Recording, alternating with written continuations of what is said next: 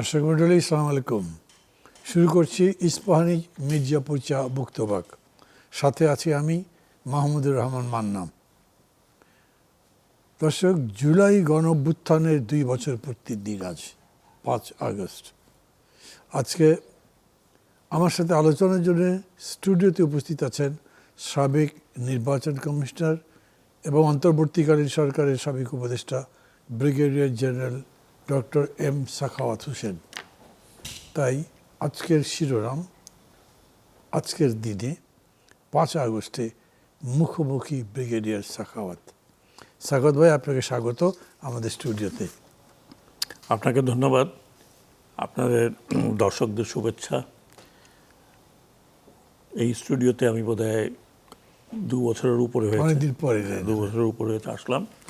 আপনার সাথেও আমার বোধহয় দীর্ঘ বিরতির পরে দেখা হয়েছে। জি, এর আগে আমার মনে আছে আমরা একসাথে অনেকগুলো সেমিনারেও ছিলাম, টক শোতেও ছিলাম। জি, তখন আপনি মানে সঞ্চালক ছিলেন না, আপনি সঞ্চালক হওয়ার পরে বোধহয় আমি একবারই আসছিলাম মনে হয়। সঞ্চালক হয়েছে সে তো বহু বছর আগে, মাঝে আবার আমাকে বাদ দেওয়া হয়েছিল। তখনকার সরকারের প্রেশার ছিল। আপনি যখন একবার এখানে এসেছি কিন্তু আর 2 মাস হলো মাত্র। না, আমি আগে যখন একবার জি, তখন একবার আমরা আসছিলাম, তখন নিচে ছিল, ইফ ইউ রিমেম্বার, তখন এই বিল্ডিংটা হয়নি। যদিও আমার বিল্ডিংটাই তো নতুন, বিল্ডিংটা মানে আপনি যখন আসছেন তখন তো সেই জন্য মানে আপনার সাথে এইভাবে প্রায় অনেক বছর পরে বসলাম। আশা করি আমাদের আলোচনা ফলপ্রসূ হবে। দর্শকদের আমি অভিনন্দন জানাবো। তারপরে আজকে 5 আগস্ট, 2 বছর আগে 5 আগস্টের ঘটনা সবাই জানেন, এখন এটা খুব তাজা। তো প্রথমেই আমি আপনার শুরু করার আগে, কারণ আমি ইমোশনালি প্রচণ্ড ইনভলভ ছিলাম এই পুরো প্রক্রিয়ার সাথে, যেটা হয়েছে যে গণজাগরণের সাথে। আমার ওই সময় কতগুলো টক শো ছিল, সেগুলো এখনও যদি যারা দেখেন তারা জানেন। 4 তারিখে গতকাল যে গেল 4th অগাস্টে, আমার ক্লিপ দেখলাম যে ফেসবুকে চলছে।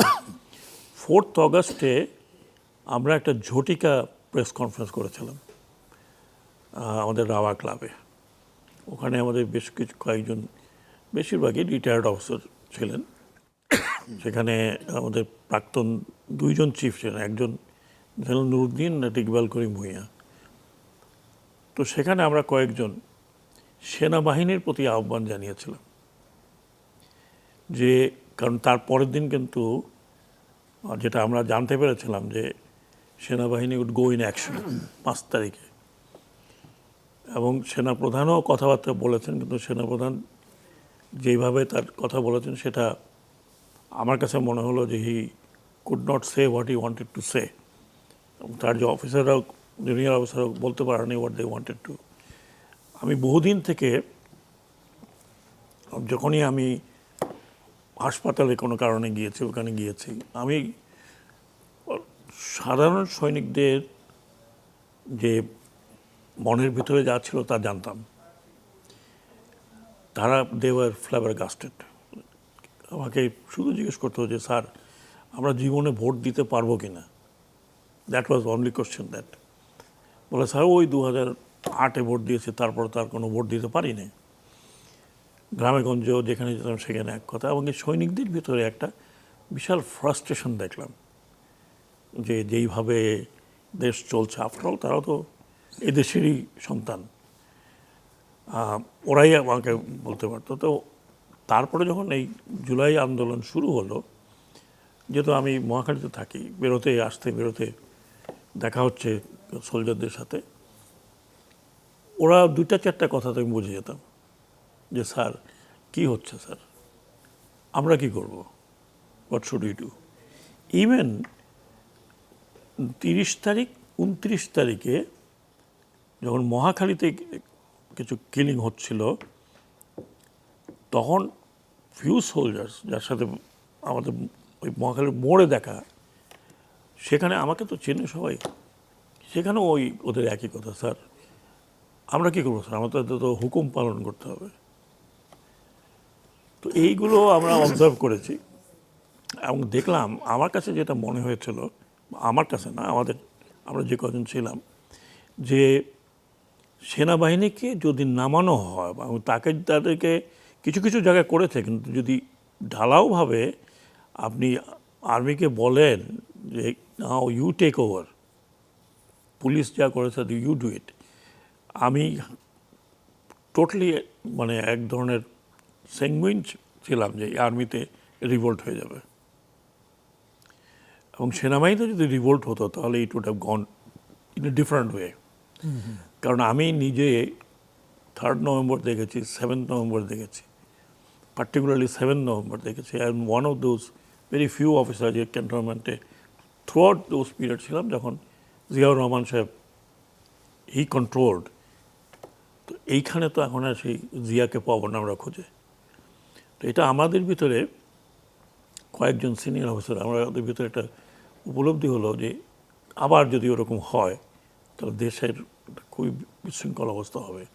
দেয়ার may be a section of army এরকম অর্ডার দিলে গুলি করতে হতো, করবে না। তখন আমরা আহ্বান জানালাম টু আর্ম ফোর্সেস, এটা আপনার কাজ না, আপনি করবেন না। জুনিয়র অফিসারদের, কমান্ডারদের বললাম যে আপনারা এরকম হুকুম দেবেন না, বিকজ এই হুকুম লফুল অর্ডার নয়। সেনাবাহিনীর লফুল অর্ডার হচ্ছে আপনি কমব্যাটে যাবেন, আপনি এনিমি নির্ধারিত থাকবে, সে আপনার সাথে যুদ্ধ করবে, আপনি তার উপরে আপনার যে ফাংশন সেটা করবেন। লফুল অর্ডার নয়। লফুল অর্ডার যদি ইভেন যুদ্ধের মধ্যে যদি বলে তুমি ওই গ্রাম জ্বালায় আসো, that's not a lawful order. তো সো লফুল অর্ডার নয় এটা, আপনি আপনার জনগণকে মারা, যেটা পাকিস্তান আর্মি করেছে। We should not do it. তো আমি মনে করলাম, পরে শুনলাম যে দ্যাট আহ্বান ওয়াজ মানে একদম মানে didn't fall flat. didn't fall flat. It went like বিদ্যুৎ গতির মতো এটা এফেক্ট করেছে। এটা আমি বাড়ি থেকে দেখেছি। জি। তো 5 তারিখে আমরা একটা প্রসেশন বের করতে গিয়েছিলাম। আগে তো অনেকগুলো প্রসেশন হয়েছে ডিওএইচে, and I was there. Almost আমরা কয়েকজন সিনিয়র ছিলাম, we were trying to lead it. 5 তারিখ সকালে, বৃষ্টি হচ্ছিল সেদিন সকালবেলা। আমি আমাদের শাহিন যে কমপ্লেক্সটা আছে ওই পর্যন্ত আসলাম, তখন I got a very mysterious call, not identified. আমাকে বললো যে স্যার আপনি আগাবেন না, because you are on the tip of sniper, এবং আপনার যদি আপনার গায়ে লাগে and you are not, you are killed, the whole যে বিপ্লবটা হচ্ছে এটা অন্যদিকে চলে যাবে। He didn't explain to me, I could understand. আমি জিজ্ঞেস করলাম আপনি কে? বললো স্যার আমার নাম আপনার জানার দরকার নেই। আমি অনেকক্ষণ দাঁড়ায় রইলাম, দাঁড়িয়ে চিন্তা করতেছিলাম যে হোয়াট ইট মেন্ট। তো দেখলাম যে এটা বড় একটা ইমপ্লিকেশন হবে। আর ওই দিন কিন্তু স্নাইপার বেশি অ্যাক্টিভ ছিল, ইউ নো ইট। এবং আমি নিজে দেখেছি সিএমএসে যে স্নাইপার শট করে মারা গেছে কয়েকজন। তো আজকে 2 বছর আগের কথা মনে হয় যেন সেই দিনের কথা। শত শত 1,500 1,000 1,400 মতো মারা গিয়েছে বলে ইউনাইটেড নেশনস থেকেও বলা হচ্ছে। আমরাও জানতাম শহীদ হয়েছেন তারা। যারা শহীদ হয়েছেন তারা শহীদ হয়েছেন, কিন্তু যারা এই যন্ত্রণা নিয়ে এখনও বেঁচে আছে, কারো চোখ নেই, কারো হাত নেই, কারো পঙ্গু হয়ে গেছে। আমি নিজে ব্যক্তিগতভাবে বিভিন্ন হসপিটালে অ্যাজ এ অ্যাডভাইজার আমি গিয়েছি, সিএমএইচে গিয়েছি। ছোট্ট একটা বাচ্চা দেখলাম যে তার মাথার খুলিটা উড়ে গেছে। আমি যারা শহীদ হয়েছেন তাদের আত্মার মাগফিরাত কামনা করছি। যারা পঙ্গু হয়েছেন সমবেদনা জানাচ্ছি। আমরা যখন ইন্টারিম গভর্নমেন্টে ছিলাম আমরা চেষ্টা করেছি কম্পনসেশন বলবো না, অন্তত তাদের চিকিৎসা দেওয়ার জন্য যারা শহীদ হয়েছে তাদের ফ্যামিলি যাতে থাকতে পারে। মানে আমাদের প্রধান দায়িত্ব ছিল এটাই, এবং করা হয়েছে। অনেককে সিঙ্গাপুরে পাঠানো হয়েছে, থাইল্যান্ডে পাঠানো হয়েছে ফর ট্রিটমেন্ট। 2-1 বোধহয় এখনও আছে, আই ডোন্ট নো। তো এটা অত্যন্ত দুঃখজনক। সবচেয়ে দুঃখ লাগে এই যে এটা আমাদের দেশ, আমরা সব বাইরের থেকে আসিনি, আমরা কোনো পাঞ্জাব থেকে আসিনি, আমরা সিন্ধ থেকে আসিনি। How could we do it? এটা আমরা কীভাবে করতে পারলাম? আমরা আমাদের নিজেদের সন্তান তুল্য এদের সামনে কীভাবে গুলি মারতে পারলাম? আমি কয়েকদিনের জন্য যখন স্বরাষ্ট্র মন্ত্রণালয় ছিলাম, আই আস্কড পুলিশ, আপনাকে একবারও মনে হয়নি? They had no answer, they were repenting. তো তারা একটা কথাই বলছে যে স্যার আমাদেরকে এরকম বানানোর দায়িত্ব তো আমাদের ছিল না, আমাদেরকে যারা দায়িত্ব প্রাপ্ত ছিল তারা তো আমাদেরকে এইভাবে তৈরি করেছে। We didn't know what to do. তো এইগুলো আপনার ইতিহাস যারা লিখবে অত লিখবে। আজকে যারা আত্মাহুতি দিয়েছে, এই ছাত্ররা যারা 15 বছর 16 বছর পলিটিক্যাল পার্টি কিছুই যা করতে পারেনি, এরা জীবন দিয়ে সেটা করেছে।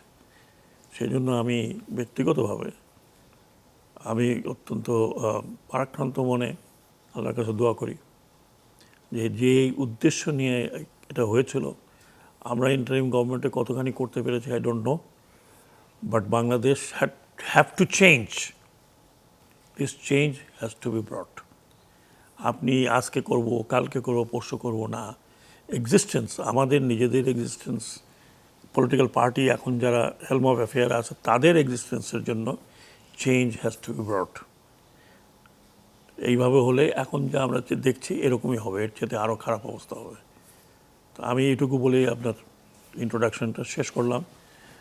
আমাদের কন্ট্রিবিউশন যে একেবারে নাই তা নয়, কিছু কন্ট্রিবিউশন ডেফিনেটলি ছিল যৎসমান। Thank you. এরকম বোধহয় কেউ বলে না যে আপনাদের কোনো কন্ট্রিবিউশন নেই। মানে আপনাদের বলতে যদি আপনি অন্তর্বর্তী সরকারকে বোঝান, অন্তর্বর্তী সরকার ছাড়া আমি বলছি ইন্ডিভিজুয়ালি আমাদের অনেকের সেটা কন্ট্রিবিউশন। নিশ্চয়ই আছে। রাওয়া ক্লাবের ওই মিটিংটা তো একটা হিস্ট্রি টার্ন করার মতো ব্যাপার ছিল, এবং এগুলো নিয়ে নিউজগুলো, মানে রাওয়া ক্লাবের যে মিটিংগুলো হচ্ছিল রিটায়ার্ড আর্মি অফিসারদের, এইটা নিয়ে সর্বমহলে তখন আলোচনা হচ্ছিল যে what is going to happen, এবং আলটিমেটলি যেটা হলো সেটা দেখা গেল। সেদিক থেকে আপনাদের কন্ট্রিবিউশন তো আছেই। তাছাড়াও as an adviser to the interim government, সেখানে আপনার আছে, ইন্টারিম গভর্নমেন্টের মানে অনেক অবদান আছে, সেগুলো নিয়ে আমরা আলোচনা করব। তবে মানে আলোচনা শুরুর আগেই আমি আপনাকে ধন্যবাদ দিচ্ছি বিশেষভাবে, যে আপনি যেভাবে একটা ইন্টারভিউ দিয়ে একটা আবহ তৈরি করেছেন, এটা আমার তৈরি করাই কষ্ট হতো হয়তো। মানে এটা হয় মনের মধ্যে থাকলে। আমি জানি না আপনি হয়তো অনেক দিন ধরে কথা এরকম করে বলতে পারেননি সবার সামনে। আমি তো প্রতিদিনই বলছি এটা অবসর কারণ। আমি আমি আমি এখনও আই গেট ইমোশনাল, কারণ আমি নিজের চোখে দেখেছি তো। I've seen myself, the dead body. I've seen CMA হসপিটালে যখন আমি অ্যাডভাইজার গিয়েছে দেখেছি। আপনি মানে as a normal human being is very difficult to ওখানে দাঁড়ায় আপনি দেখবেন এই আহাজারি, এই অবস্থা। এবং আমি এতটুকু একটা বাচ্চাকে দেখেছি, তার মাথার খুলি উড়ে গেছে, এইটুকু মানে 8-9 বছর হবে CMS, and he was so jovial, এত জোভিয়াল ছিল যে কিছুই হয়নি। কিন্তু পরবর্তী পর্যায়ে আমি পরে শুনলাম যে বাচ্চাটি এখনও অনেকে আমার সাথে দেখা করে, অনেকে যারা স্টুডেন্ট ছিল ওই সময়, কারো গুলি পেটের মধ্যে আছে, কারো হাত ঝাঁঝরা হয়ে গেছে। তো এগুলো তো কোনো যুদ্ধক্ষেত্রের মতো বিষয় না, এটা তো আমরা আর আমরা কি ছিল it was not a very political issue, একটা সামান্য issue that could have been resolved. সেইটা করতে না গিয়ে আমরা এত ইগোস্টিক হয়ে যাই, যখন পাওয়ারে যাই, যখন চেয়ারে বসি এবং চেয়ারকে যখন প্রলং করি বিভিন্ন ইসে, দেন উই বিকাম ডেমিগড। এবং আমি দুঃখ বলে ফেলছি আপনাকে অনেক কিছুই পরবর্তী বছর। আমার কাছে দুঃখ লাগে কি, আমরা এই নেতাদেরকে ডিকটেটর আমরা তৈরি করি। এত স্তুতি, ডেমোক্রেসি বলতে কোনো কিছু নাই। আপনি কোনো কিছু বললে বলছে আমরা আমাদের নেতা যা বলবেন তাই। আপনি নেতাকে কি বানাচ্ছেন? Slowly and gradually you making him dictator, এবং ডিকটেটরের উপরে আপনি বানিয়ে ফেলছেন। আমি যে এই হাসিনাকে অতটা দোষ দিব না, ইন এ সেন্স তাকে বানিয়েছে কে, তার এইসব লোকজন চাটুকারি করতে করতে করতে করতে করতে পার্লামেন্টের মধ্যে আলা হজরত, আপনি শুনছেন তো এগুলো, জি ওই একবার তো উনি মানা করলেন না। স্টেজ কামস যখন বোঝা যায় যে এখন আমি যদি বলি যে আমাদের বর্তমান প্রধানমন্ত্রী উনি সিম্পল থাকার চেষ্টা করছেন, is trying to follow his father, আমি যেটা দেখছি, তো চাটুকারি তো কমে নাই। He has to be very very careful.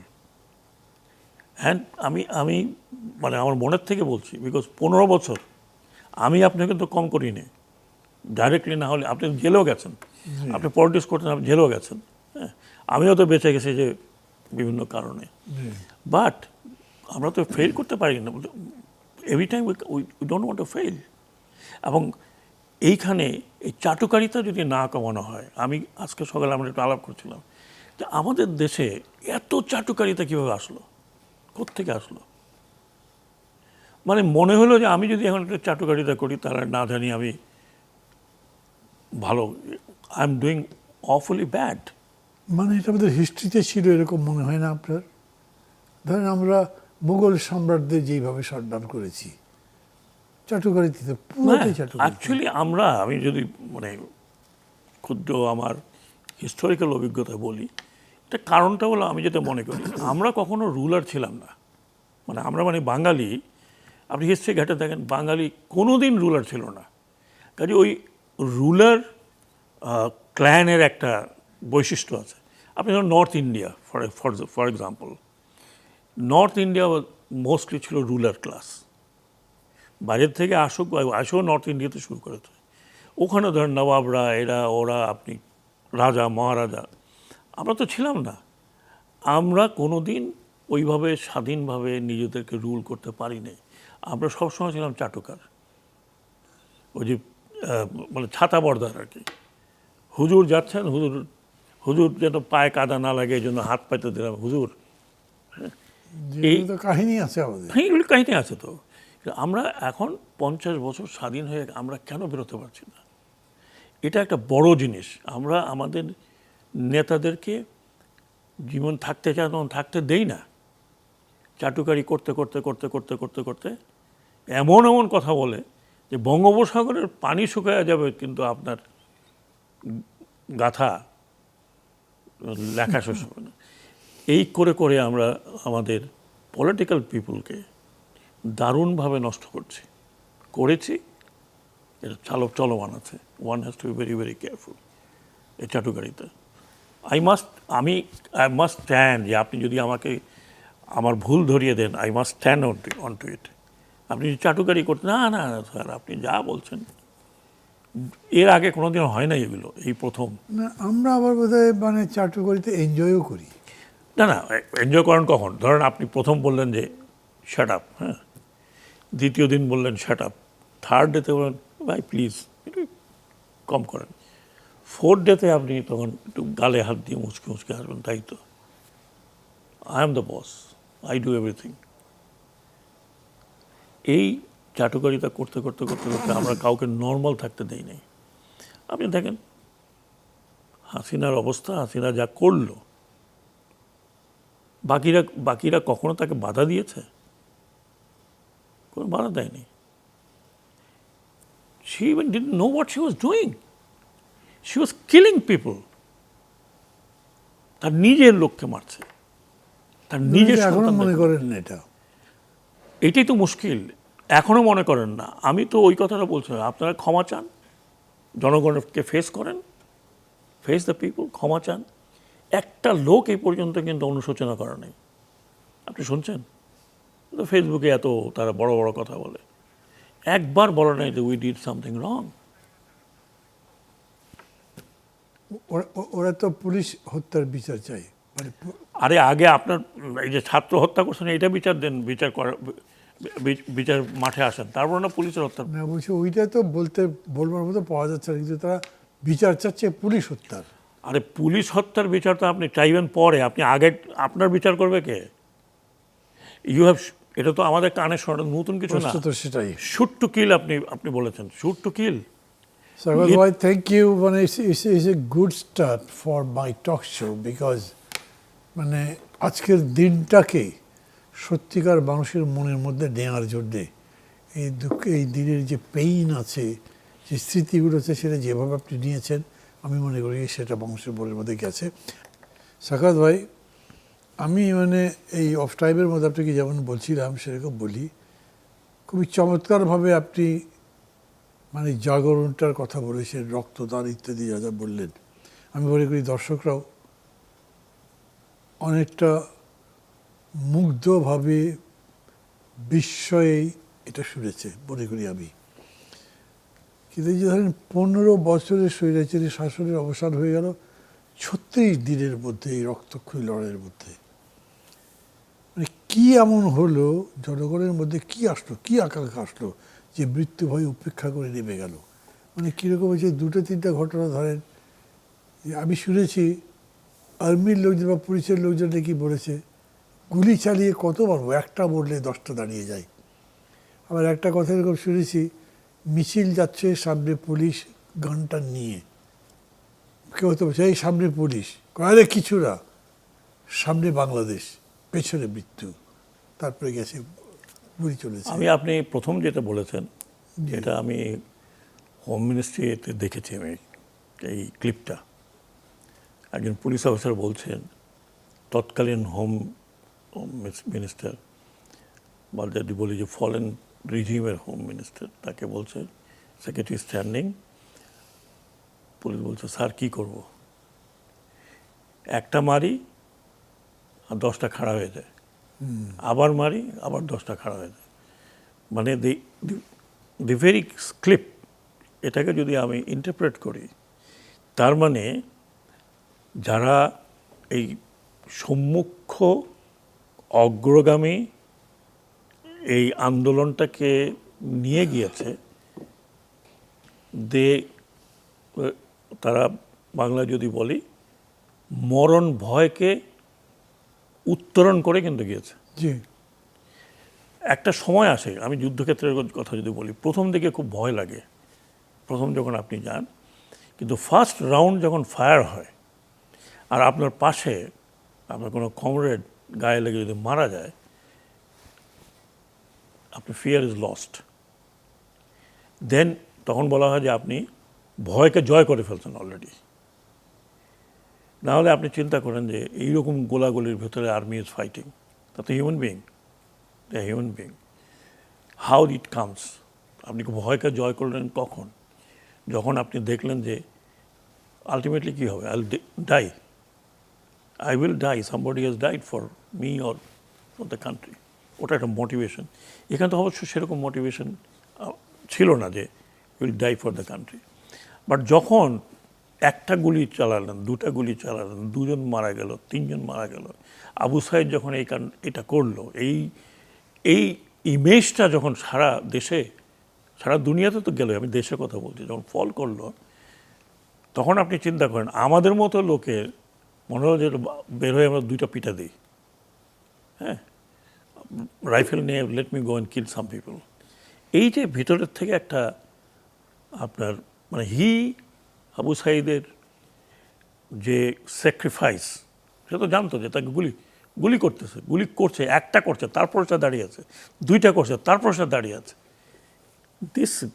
এটা আপনার যে ফিয়ার ব্রেকিং হয় না, ফিয়ার ধরুন একটা স্ট্রেট লাইন, ওপর যেটাকে আমরা যদি বলি thin red line, and that was broken by Abu Saeed.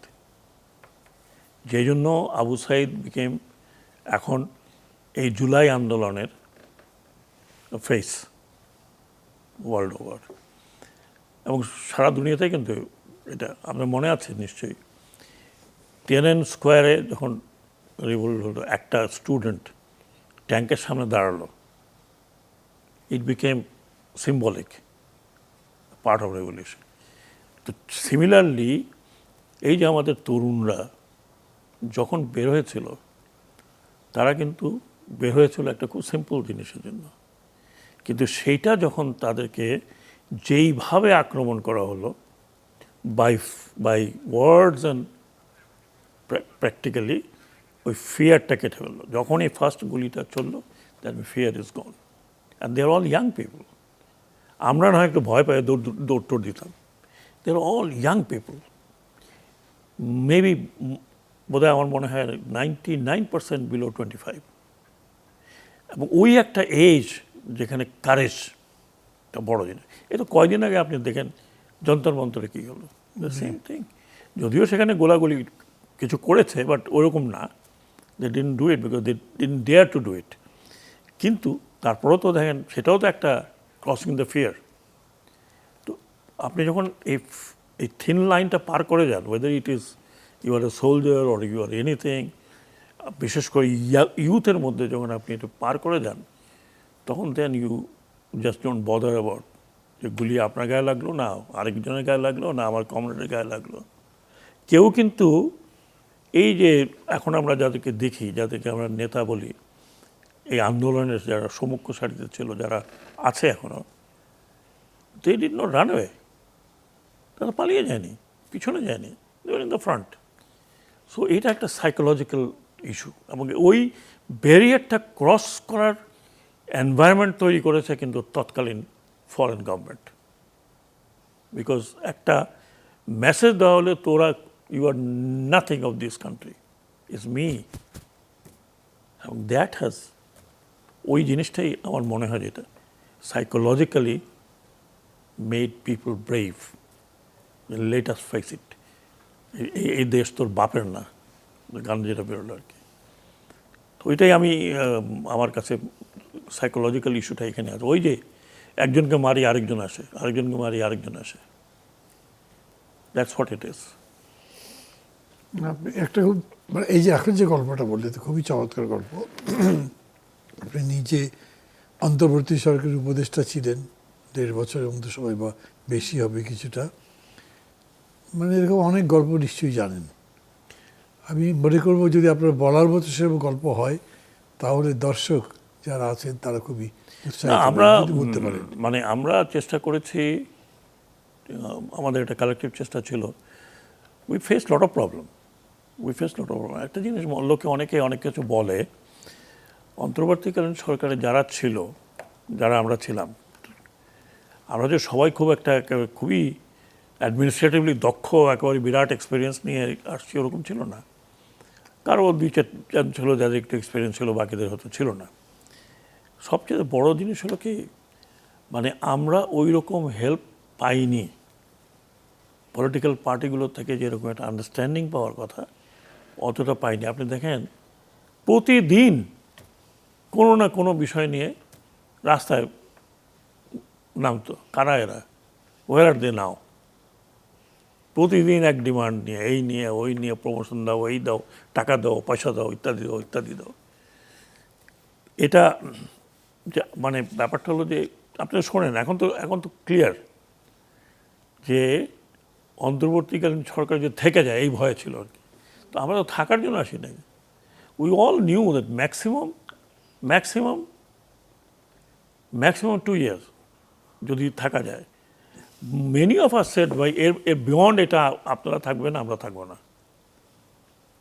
কারণ আমি জানি, আমরা তো দেখেছি যে আপনি প্রথমে খুব ভালোবাসা, তারপরে আপনি শুরু করেন খুদ ধরা, এই ধরা, ওই ধরা, সেই ধরা, অমুকে এটা খেয়ে গেছে, অমুকে ওইটা করে গেছে।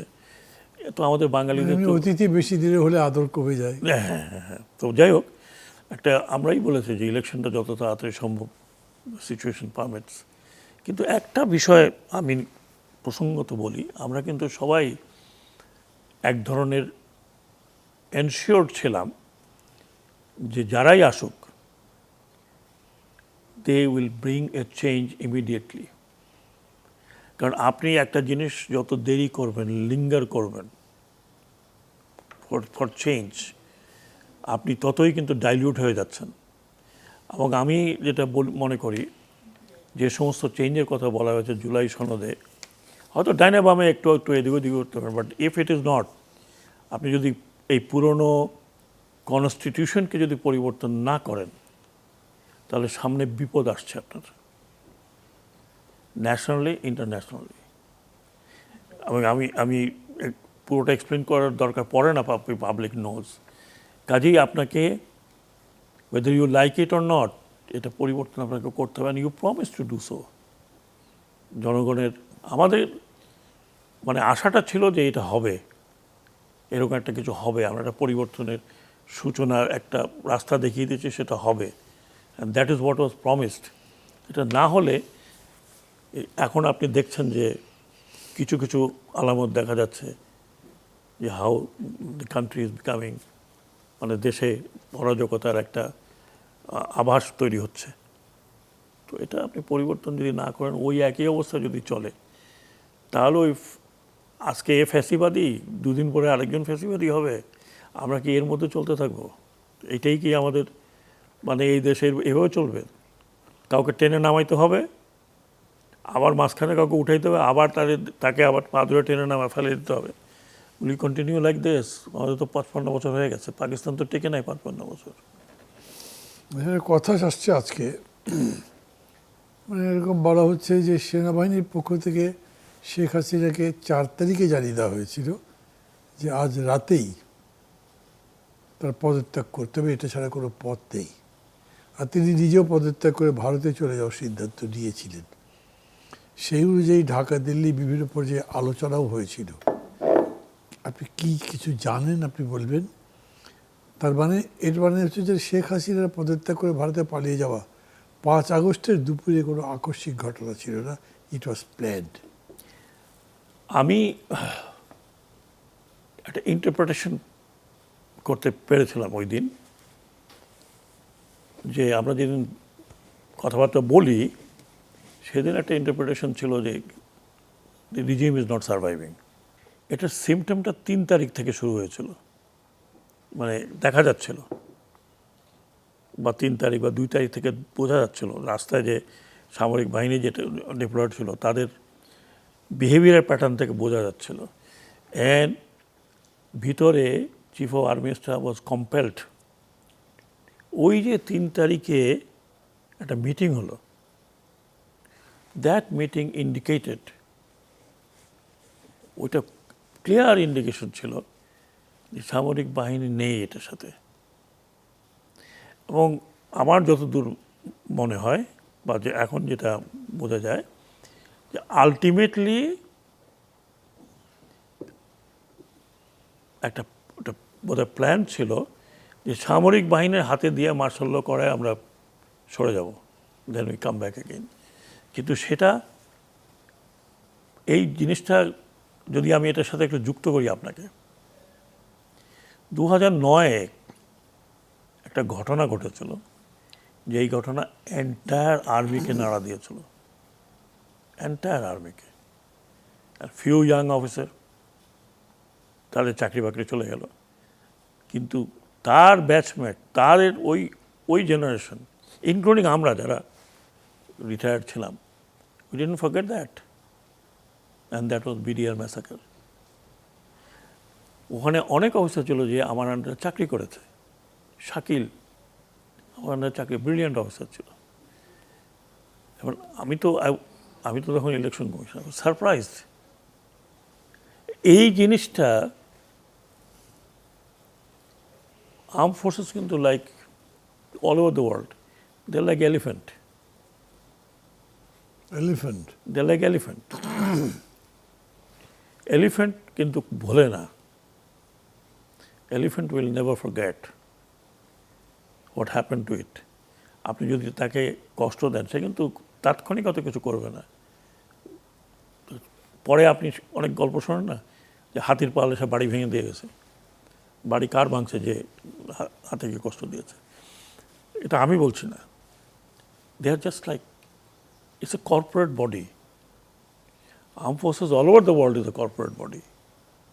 আপনি যদি এই কর্পোরেট বডিকে ঠিকমতো পরিচালিত করতে না পারেন, তাহলে they will look after their own interest. এই যে এতগুলো অফিসার মারা গেল, কিল্ড, তার বিচার হলো প্রপার, তার ইনভেস্টিগেশন হলো না প্রপার। আপনি কি মনে করেন যে তার কোর্সমেট, তার ব্যাচমেট, উপরে নিচে commanding officer, they didn't know what was happening? এটা কেন হলো না? এই জিনিসগুলো বাংলাদেশ আর্মিতে তাৎক্ষণিক অত রিয়াকশন হয়নি, কিন্তু একটা সিচুয়েশন যখন আসছে তখন বলছে we are not with it, that is enough. আপনাকে আমি যখন কথা প্রসঙ্গে কথাটা খুব তাড়াতাড়ি বলি, যেন এর সাথে ফল হলো কীভাবে আপনি জানেন, বলতে পারবেন? মানে দেখলাম যে জেনারেল নুরুদ্দিন যখন মানে ইয়েস, ইয়ে করলেন, যেই দিন আমরা ওনাকে বললাম যে দিস ফার নো ফার্দার,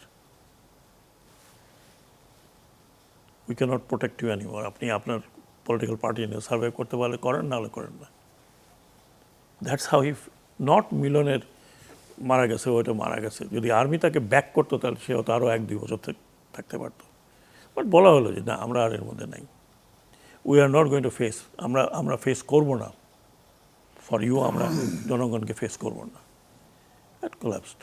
এবং এটা যে শুধু বাংলাদেশে তা না, এটা কিন্তু অল ওভার দ্য ওয়ার্ল্ড। আপনি দেখেন আমেরিকাতে যখন প্রেসিডেন্সিয়াল রেস হয় তখন প্রেসিডেন্ট বলে আমার সাথে 300 জেনারেল সাপোর্টেড মি। তো জেনারেল সাপোর্ট দিয়ে তুমি কী করবো? তুমি জনগণের সাপোর্টের কথা বলো। But that's a very, because they, যদি আর্ম ফোর্সেসকে বলা হয় দে আর দি মানে most powerful organ of the state, most powerful organ of the state.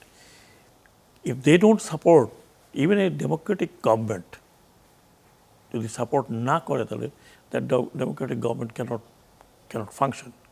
এটা আমি বলছি না, প্রচুর বই লেখা আছে, ফুকুয়ামার বই পড়েন আপনি, আরও অনেকের নাম এই মতো মনে নেই, আমার কাছে অনেক বইগুলো আছে, আপনি যদি পড়েন তাহলে আপনি দেখবেন যে দিস আর অল গবেষণা করা বই। তো সেইখানে অন থার্ড যখন উনি মিটিংটা করলেন, present chief, he also understood from the ওই মিটিংয়ের 2-4টা কথাবার্তা থেকেই, ভেরি ইন্টারেস্টিং। উনি যখন বললেন যে আমি আরও কোনো কথা শুনবো না, কনস্টিটিউশন যা বলে আমরা সেভাবে সরকারকে, কনস্টিটিউশনই আমাদেরকে কাজ করতে হবে, চিফ এটাই বলেছেন, if I am not wrong. তো সব কিছু বলার পর অনেক প্রশ্ন ছিল অনেকের, একজন লেডি অফিসার দাঁড়ালেন, উনি বলেন না আর কোনো প্রশ্ন নাই, আমি কোনো প্রশ্ন নেব না। But he knew, chief of army staff, he knew exactly মনের ভিতরে কী আছে। তখন একজন মেজর সাহেব বললেন স্যার তাহলে আমরা একটা দোয়া করি স্যার, মোনাজাত করি। তো মোনাজাতটা আমার ঠিক মনে নাই সূরাটা, ওটা তর্জমাও করেন, মোনাজাত সূরাটা পড়ে তর্জমা করেন, ইয়া আল্লাহ আমাদেরকে নির্যাতন নিপীড়ন থেকে মুক্তি দাও। And everybody said Amin, even army said Amin. It's very meaningful, very meaningful. জালিমের হাত থেকে আমাদেরকে রেহাই দেও, it's very meaningful. So third, ওই খবরগুলো যখন আমরা পেলাম তখন আমরা বুঝে গেলাম যে army is not willing to go any further. এবং আর্ম ফোর্সেস যদি আপনার নাই, এখন তো অনেক কিছু শুনছি যে ইভেন এয়ার চিফ বলছে যে আমি আমার হেলিকপ্টার আর্ম করব না, আই উইল নট আর্ম। আমার মনে হয় ইজ ভেরি লাইকলি, বিকজ র্যাবের হেলিকপ্টার ইউজ হয়েছে, আর্মির একটা হেলিকপ্টার ইউজ হয়েছে টু এক্সট্রিকেট সাম পিপল, কিন্তু আর্মড কোনো হেলিকপ্টার নামেনি। তো মোরলেস বাংলাদেশ আর্মির একটা বিশাল কন্ট্রিবিউশন আছে এই জুলাই আন্দোলনে, যদিও আমরা আর্মিতে থেকে তো ওরকম প্রসেশন বের করতে পারে না, but they were very sympathetic and they also knew যে এরকমভাবে দেশ চলতে পারে না। আপনি কী মনে হচ্ছে বলেন তো, এই যে এত বড় ত্যাগ তিতিক্ষা জীবনদান, আপনাদের আকাঙ্ক্ষা ছিল একটা নতুন দেশ, নতুন লাইফ, মানে এক কথায় হল যে গুণগতভাবেই লাইফ স্টাইল বদলাক, রাষ্ট্র বদলাক, সরকার বদলাক, ডেমোক্রেসি আসুক, কতখানি এক্সপেক্ট করতে পারছেন এখন? আমি সত্যি কথা বলতে হাই এক্সপেকটেশন ছিল। এখনও মনে করি যে টাইম হ্যাজ নট গন, কিন্তু দেশ চালাচ্ছে পলিটিশিয়ানরা, দেশ চলবে পলিটিশিয়ানরাই চালাবে। এখন যারা ক্ষমতায় আছেন, দে হ্যাভ 2/3 মেজরিটি। ওনাদেরকে চিন্তা করতে হবে যে how far they can go under this circumstances. পরিবর্তন আসতে হবে। আমি খুব আশাবাদী যে এটা আসবে, এটা হবে। ফর ফর পলিটিক্যাল সার্ভাইভালের জন্য এটা দরকার আছে। এবং এই সুযোগটা যদি না অ্যাভেল করা হয়, তাহলে আই এম সরি, এদেশের কপালে অনেক দুঃখ আছে। নট অনলি ইন্টারনাল, আমি এক্সটার্নালের কথা বলছি। আপনি যতক্ষণ পর্যন্ত ইন্টারনালি স্ট্রং না হবেন, ততক্ষণ পর্যন্ত আপনি এক্সটার্নাল মোকাবেলা করতে পারবেন না। এটা এটা এটা এটা তো আমি একটা এক্সাম্পল যদি আমি দেই, অত ওরকম এক্সাম্পল হবে না। Look at Iran, look at the people of Iran. Internally they united and strong. তো আমরা যদি ওটা করতে না পারি, আমরা এক্সটার্নালি কোনোভাবেই এক্সটার্নাল প্রেশারকে আমরা ওভারকাম করতে পারবো না। তো আমি এখনও আশাবাদী। আই এম শিওর যারা দেশ চালাচ্ছেন, they understand much better than you and me, because they are sitting in the helm of affair. এবং যে নমুনা এখন দেখছি কয়েকদিনে খুব ভালো সাইন না। It's not very good sign for the ruling party, ruling people. বা আমি যদি বলি এন্টায়ার গভর্নমেন্ট, যখন গভর্নমেন্ট বলি তখন পজিশন বোথ মিলে একটা সরকার ধরা হয়। অপোজিশনে যারা আছে তারাও, ইটস নট গুড। কারণ এখানে ইনফিল্ট্রেশন হচ্ছে, প্রচণ্ড ইনফিল্ট্রেশন হচ্ছে, আরও হবে। কারণ যারা ইনফিল্ট্রেট করছে তাদের কাছে হাজার হাজার কোটি টাকা আছে, হাজার হাজার কোটি টাকা আছে টু স্পেন্ড। তাহলে আপনি চিন্তা করেন একটা সামান্য কীভাবে 2 বছর বিদেশে বাড়ি গাড়ি করে থাকে। আমি শিওর আপনি 7 দিন পরে যদি এরকম থাকতাম, 7 দিন 10 দিন পরে রাস্তায় বসে থাকতে হতো যে ভাই আমাকে কিছু খাওয়াও। আমি সাহস করে যেতেই পারবো না। না না, কোথায় যাব? আমাকে যদি আজকে কেউ বলে যে ভাই আপনি চলে যান, আপনার বিপদ আসছে, কোথায় যাব? থাকবো কোথায়? খাবো কি? কার কাছে যাব? তার মানে এইসব লোকজনের যথেষ্ট রিসোর্স আছে। একজন তো বলে 370 বাড়ি এক জায়গাতে আছে। মানে this country has been just looted. আমি বলি সম্পূর্ণ লুট হয়ে গেছে। শিক্ষাত ব্যবস্থা ধ্বংস হয়ে গেছে, সোশ্যাল ফ্যাব্রিক নষ্ট হয়ে গেছে। সবচেয়ে বড় ক্ষতি হয়েছে অ্যাডমিনিস্ট্রেশন, ল এনফোর্সিং এজেন্সি। আপনি আজকে বলছেন, আমি সামান্য অভিজ্ঞতা থেকে বলি, পুলিশের মনোবল এখনো ফিরে আসেনি। পুলিশ এখনো একটা ডিফিটেড ফোর্সের মতো কাজ করছে। এখন কোনো কিছু হলে দিয়ে যা স্ট্যান্ড, আপনার মুখ দেখে, আমার মুখ দেখে, আরেকজনের মুখ দেখে, আরেকজনের মুখ দেখে, কোন দিকে যাব, কোন দিকে যাব? এইখানে যদি আমি যাই তাহলে আমার বিপদ। এবং আমার অভিজ্ঞতা, এটা আমি তখন ওখানেও বলেছি, অনেক সময় আমাং আস অ্যাডমিনিস্ট্রেশন, আপনি অমুক এই করতে করতে বাংলাদেশের অ্যাডমিনিস্ট্রেশনের যে ক্ষতি হয়েছে, আপনি 16 বছর 17 বছর কেউ ছিল না, তাকে নিয়ে আসে আপনি অ্যাডমিনিস্ট্রেশন বসিয়ে দিলেন। 17 বছর আগের বাংলাদেশ আর 17 বছর পরের বাংলাদেশ, 15 বছর আগের বাংলাদেশ বা 10 বছর আগের বাংলাদেশ, 10 বছর পরের বাংলাদেশের হোল লট অফ তফাৎ।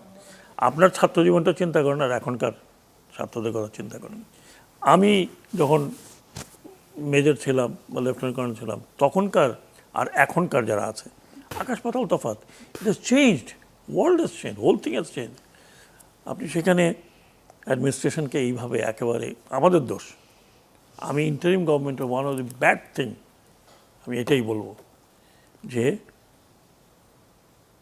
People played with administration. আমরা অ্যাডমিনিস্ট্রেশনের ফ্যাব্রিকটা নষ্ট করেছি। সেই ফ্যাব্রিক নষ্ট করতে আপনি দেখছেন যে কোনো কিছুই এখন পর্যন্ত স্টার্ট হয়নি। তারপরে কি এখন কি কোনো আশা নাই নাকি আছে? আশা তো আছে, কিন্তু আপনি যদি রাইট ট্র্যাকে থাকেন, আশা তো ডেফিনেটলি আছে। কতক্ষণই রাইট ট্র্যাকে আছি মনে হচ্ছে? কেবল তো স্টার্ট, আমি আশাবাদী, কেবল তো স্টার্ট।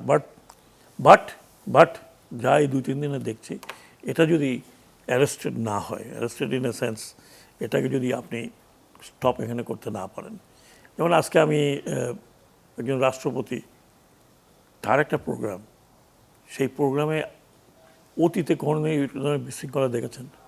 কেন হলো? Because somebody was very careless.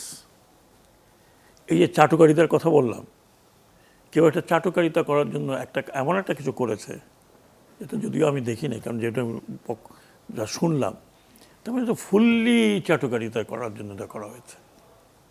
আপনি যাদের ক্রেডিট দেওয়ার কথা তাদের কোনো ক্রেডিট দিলেন না। আপনি দিতেন, অন্যকেও ক্রেডিট দিতেন, কিন্তু আপনি এই যে কথাগুলো বললাম, যারা রাস্তায় দাঁড়িয়ে রক্ত দিল, যারা মৃত্যুকে ভয় পেল না, না তাহলে পুলিশ নাই, অ্যাডমিনিস্ট্রেশন নাই, কিছু নাই, তোরা কীভাবে রান করবে? জি, রান করবে কিভাবে? কিভাবে এই সংস্কার করবে? মানে জুলাই আপনাকে প্রথমে উপলব্ধি করতে হবে যে ওয়ের ইজ দ্য প্রবলেম। আমি বললাম যে না না কোনো সমস্যা নেই, সব ঠিক হয়ে যাবে, ধরে ফেলবো, এটা করে ফেলবো। আপনি যদি ওটার উপরে বিশ্বাস করেন তাহলে তো চলবে না। প্র্যাকটিক্যালি দেখছেন তো, এই 2 দিন আগে একটা মারামারি হলো না, একটা এক গার্মেন্ট ইন্ডাস্ট্রির সামনে যে কী হলো, police could not take any side. কোন সাইড নেবে? এখন যেটা হলো, কোন সাইড নেবে? ছাত্রদের মধ্যে এখন যেটা হলো, ওটা তো গেলই। এই ছাত্রদের মধ্যে এখন যেটা হলো, কাজেই আপনাকে যদি অ্যাডমিনিস্ট্রেশন চালাতে হয়, মাহাথির মোহাম্মদ একটা কথা বলেছিল, if you are administrator sometime you have to take bitter pill, মানে তিতা ওষুধ আপনাকে মুখে খেতে হবে। আপনি এত ভাই, আমার হাতে জাস্ট 2 মিনিট সময় আছে। সরি, অনেক কথা বলে ফেললাম। না না, আপনি বলে ফেলেন, আপনি বলে শেষ করে ফেলেন। জি, মানে এই যে শিক্ষার্থীদের মধ্যে যে গোলমাল হলো, বেগম রোকেয়া বিশ্ববিদ্যালয়, ঢাকা কলেজ, তারপরে জগন্নাথ বিশ্ববিদ্যালয়, আলিয়া মাদ্রাসা, ছাত্রদল শিবিরের গোলমাল, কি বলবেন? এটা আর্টিফিশিয়াল আমার কাছে মনে হলো। এটা রোধ করা দরকার, বোথ দ্য পার্টি। তার কারণ এখানে ইনফিল্ট্রেশন হয়েছে, আমি 100% শিওর অ্যাবাউট ইট। এখন আপনি হয়তো বলবেন আমার এখানে ইনফিল্ট্রেশন হয়েছে, আমি বলবো আপনার এখানে ইনফিল্ট্রেশন হয়েছে, কিন্তু লজিক্যালি ইনফিল্ট্রেশন কোন দিকে হয়েছে এটা বোঝা যায়। ইনফিল্ট্রেশন হয়েছে, এবং যেটা আমি বললাম, এই ইনফিল্ট্রেশন কিন্তু এই যে গণ্ডগোলটা শুরু হলো, যেহেতু এখানে থামবে না, আপনি যত সময় যাবে, এটাকে যদি আপনি কন্ট্রোল করতে না পারেন, আমি আমার ছেলেকে কন্ট্রোল করবো, আমি বলবো যে তোমার মধ্যে ইনফিল্ট্রেশন হচ্ছে, you don't try to do that. এটা যদি আপনি শক্ত হাতে যদি না ধরতে পারেন, তাহলে আই এম সরি, এই কনফিউশনটা কিন্তু এই বছরের শেষের দিকেই আরও বেশি হবে। জি, থ্যাংক ইউ। আপনাকে বিশেষভাবে ধন্যবাদ, আজকে এত সময় দিয়েছেন আমাদেরকে, এবং অনেকগুলো স্টোরি বলেছেন, অনেকগুলো ঘটনা বলেছেন, সব মিলে এই অনুষ্ঠানকে একটা আলাদা বৈশিষ্ট্য দিয়েছে, এরকমই মনে করি। কিন্তু আমাকে শেষ করতে হচ্ছে। দর্শক মণ্ডলী, শেষ করব। শ্রদ্ধা জানাচ্ছি জুলাইয়ের সেই সমস্ত বীর শহীদদের, নাম জানা না জানা অসংখ্য, 1,500 কেউ বলেন 2,000, জীবন দিয়ে যারা জীবন পেতে চেয়েছিলেন। মানে কি, একটা জীবন যা খুব স্বচ্ছ, জীবন যা খুব স্বচ্ছতা, ভালো মতো যায় উপভোগ করবার মতো, দেশ, সমাজ, রাষ্ট্র সব কিছু মিলে যে জীবন, যে ব্যক্তিগত জীবন, পারিবারিক জীবন, সামাজিক জীবন, রাজনৈতিক জীবন, রাষ্ট্রিক জীবন, সব মিলে জীবনকে সুন্দর করার। এবং সেজন্যই প্রায় সবগুলো পার্টি মিলে বসে একটা সংস্কার কর্মসূচি নিয়েছিল। মানুষের গণতান্ত্রিক অধিকার পরিপূর্ণ দেওয়ার জন্য যেটা দরকার, সেটা হচ্ছে তার কথা বলার অধিকার, তার উপরে কোনো অন্যায় নির্যাতন না করে, এবং সেই জন্যই বিচার ব্যবস্থার স্বাধীনতা, এই বিচার ব্যবস্থার স্বাধীনতা নিয়েও কথা উঠেছে।